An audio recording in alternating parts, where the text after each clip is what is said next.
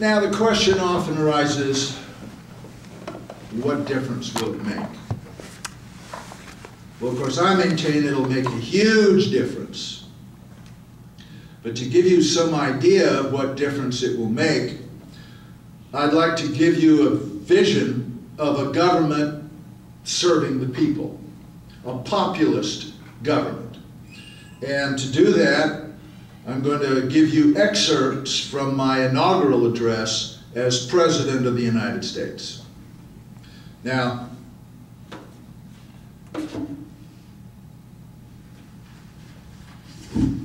I think the reason I'm doing an inaugural address when I used to do a State of the Union address is I've come to believe that Jack Kennedy really wanted to make some good changes for us. But he tipped his hand. He let too many people know what he was up to. And because of that, he never got the chance to do it. For example, he ordered the Pentagon to give him a plan on how to bring all of our troops home from Vietnam by the end of 1963. Of course, he didn't last till the end of 1963, and Lyndon Johnson canceled the order, which the Pentagon was ignoring anyway. But instead of quietly issuing that order, looking for a plan on how to do it, I believe that Jack Kennedy could have succeeded if he had merely announced in public to the American people at some spectacular event like an inaugural address that he was going to do it, period.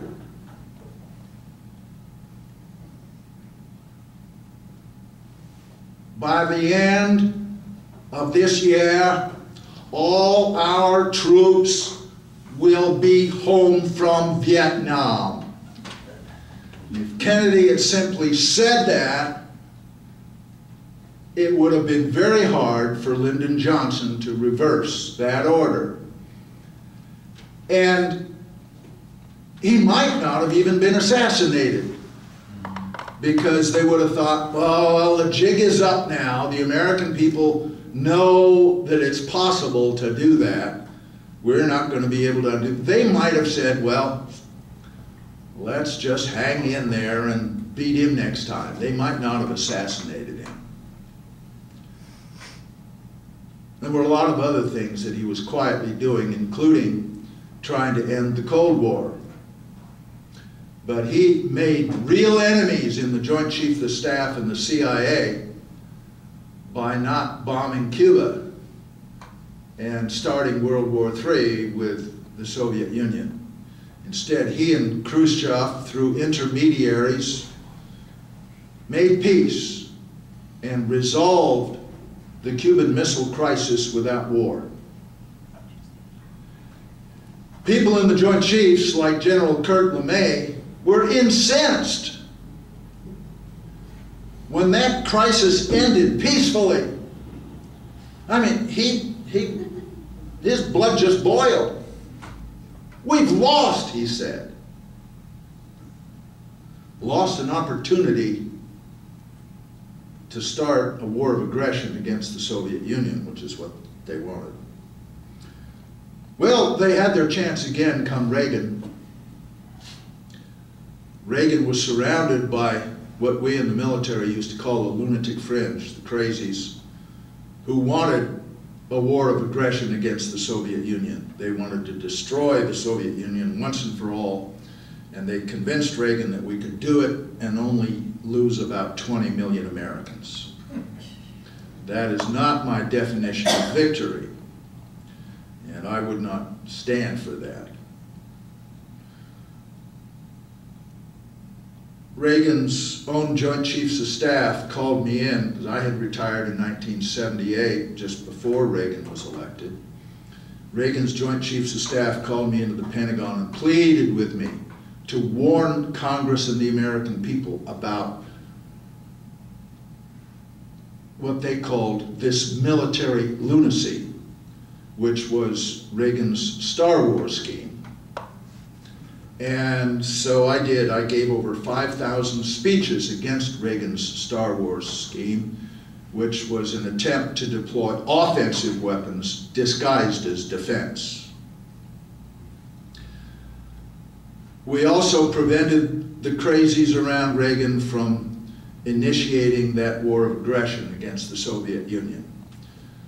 But some of the same folks came back with George W. Bush.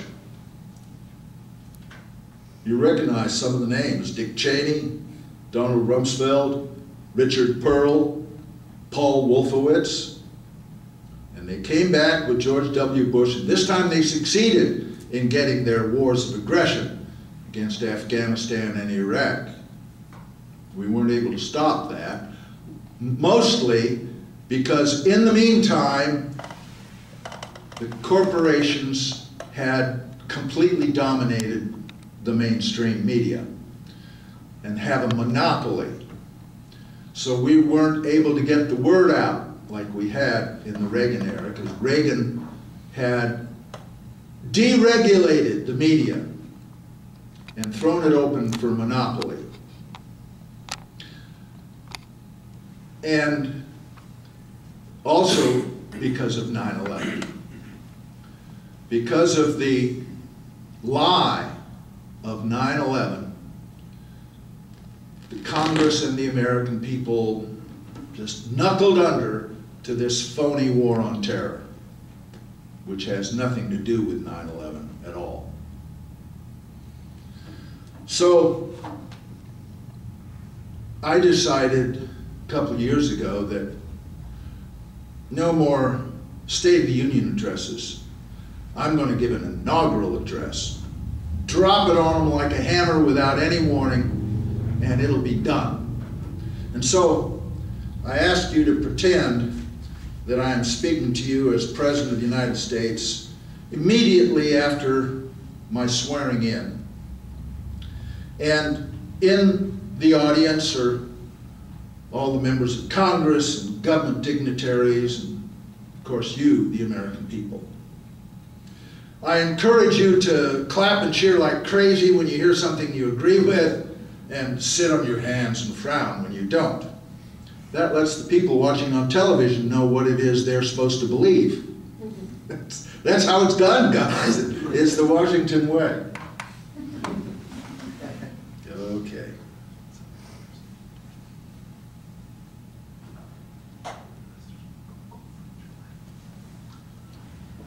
My fellow Americans, we have problems in this country.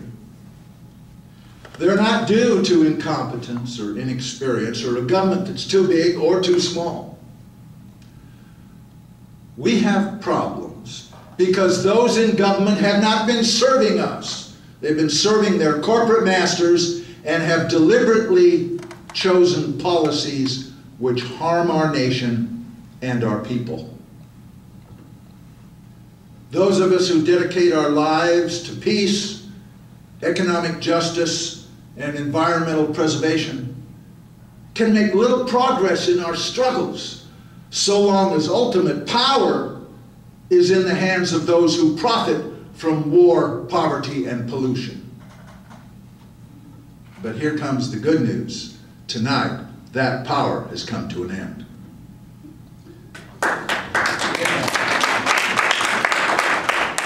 You see, I didn't get here tonight by taking corporate millions. I didn't get here by selling myself to the oil companies, the pharmaceutical companies, the insurance companies. To be quite honest, I'm not sure how I got here. But here I am, and as long as I am President of the United States, this government will serve the needs of the people, not the greeds of the wealthy elite. Yeah.